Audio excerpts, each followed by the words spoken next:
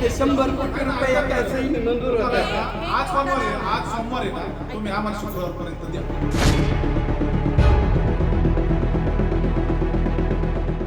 पुणे महानगरपालिकेची अक्षरशः अब्रू वाचवण्यासाठी अखेर न्यायालयात धाव आणि तब्बल 12 कोटी रुपये जमा करण्याचं हमीपत्र.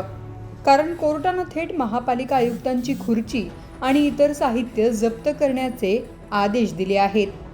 उरळी देवाची आणि फुरसुंगी येथील कचरा डेपोसाठी संपादित केलेल्या जमिनीचा योग्य मोबदला न दिल्याचा हा प्रकार आहे. पाहूया हा विशेष रिपोर्ट. ही आहे पुणे महानगरपालिका आणि हा आहे तब्बल 2 दशकांपासून सुरू असलेला मोबदल्याचा वाद. उरळी देवाची आणि फुरसुंगी परिसरात कचरा डेपोसाठी शेतकऱ्यांच्या शेकडो एकर जमिनी संपादित करण्यात आल्या. मात्र त्यातील 25 एकर जमिनीच्या मोबदल्याबाबत 3 शेतकऱ्यांनी न्यायालयाचे दरवाजे ठोठावले. 2005 मध्ये जमीन संपादित झाली. न्यायालयाने शेतकऱ्यांच्या बाजूने निर्णय देत वाढीव मोबदल्याचे आदेश दिले. पण आरोप हा आहे की महापालिकेने या आदेशाकडे दुर्लक्षच केलं. शेतकऱ्यांनी पुन्हा न्यायालयात धाव घेतली. महापालिकेने उच्च न्यायालयात अपील केलं, मात्र निर्णयाला स्थगिती मिळाली नाही. यानंतर लघुवाद न्यायालयाने कठोर भूमिका घेत थेट महापालिका आयुक्तांच्या कार्यालयातील खुर्ची अन्य साहित्य जप्त करण्याचं आदेश दिलं.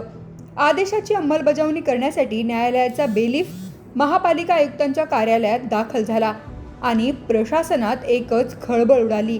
अखेर जप्तीची कारवाई टाळण्यासाठी महापालिकेच्या विधी विभागाने न्यायालयात धाव घेतली. शेतकऱ्यांचा सुमारे 12 कोटी रुपयांचा मोबदला 11 ऑगस्टपर्यंत न्यायालयात जमा करू असे हमीपत्र महापालिकेकडून सादर करण्यात आले आणि त्यामुळे ऐनवेळी जप्तीची कारवाई टळली. मी ॲडव्होकेट संदीप फडके.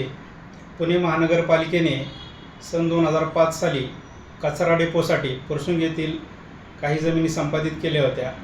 ज्या शेतकऱ्यांच्या जमिनी संपादित केल्या त्यांना संपादनाची नुकसान भरपाई म्हणून म्हणजे अत्यल्प कमी नुकसान भरपाई देऊ केलेली आहे. ती 15 रुपये गुंठ्याने आणि काही जमिनींना 3,500 रुपये गुंठ्याप्रमाणे देऊ केलेली होती. ती कमी दिल्यामुळे आम्ही जिल्हा न्यायालयामध्ये वाढीव नुकसान भरपाईसाठी दावे दाखल केलेले होते. सदरच्या दाव्यांमध्ये 2018 साली जिल्हा न्यायालयाने वाढीव नुकसान भरपाईचे आदेश पारित केले होते. 71,000 रुपयाप्रमाणे साधारण नुकसान भरपाई मंजूर केलेली होती. त्या निकालाच्या विरुद्ध पुणे मनपाने उच्च न्यायालयामध्ये देखील अपील दाखल केलेले होते. परंतु देऊ केलेली नुकसान भरपाईच कमी असल्यामुळे उच्च न्यायालयाने देखील बाधित शेतकऱ्यांना देऊ केलेली नुकसान भरपाई कोर्टामध्ये भरण्याचे आदेश पारित केले होते. असे असताना त्यांनी अद्यापपर्यंत कुठल्याही स्वरूपाचा मोबदला किंवा नुकसान भरपाई रक्कम कोर्टात जमा केलेली नाही.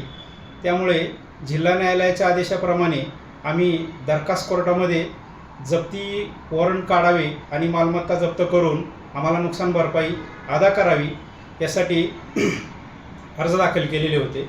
त्यावर कोर्टाने पुणे मनपा आयुक्त यांच्याविरुद्ध जप्ती वॉरंट आदेश पारित करून त्यांच्या कार्यालयातील टेबल खुर्ची वगैरे सर्व मालमत्ता विक्री करून निलाव करून त्यातून बाधित शेतकऱ्यांची नुकसान भरपाई अदा करावी यासाठी जप्ती वॉरंट दिलेले होते.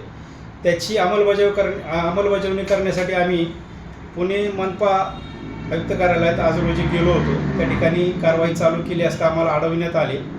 असे असताना त्या ठिकाणी कोर्टाच्या आदेशाचा अवमान होतोय असं त्यांच्या लक्षात आल्याच्या नंतर त्यांनी 8 दिवसात आम्ही पैसे जमा करू असं लेखी आश्वासन देऊन आजची कारवाई टाळण्याचा प्रयत्न केला. जमीन संपादित झाली. न्यायालयाचे आदेशही आले. पण मोबदल्यासाठी शेतकऱ्यांना तब्बल अनेक वर्ष न्यायालयीन लढा द्यावा लागला आणि शेवटी महापालिका आयुक्तांच्या खुर्चीवर जप्तीची वेळ आल्यानंतर प्रशासन जागं झालं. आता 11 ऑगस्टपर्यंत प्रत्यक्षात 12 कोटी रुपये जमा होतात का याकडे सर्वांचं लक्ष लागलंय.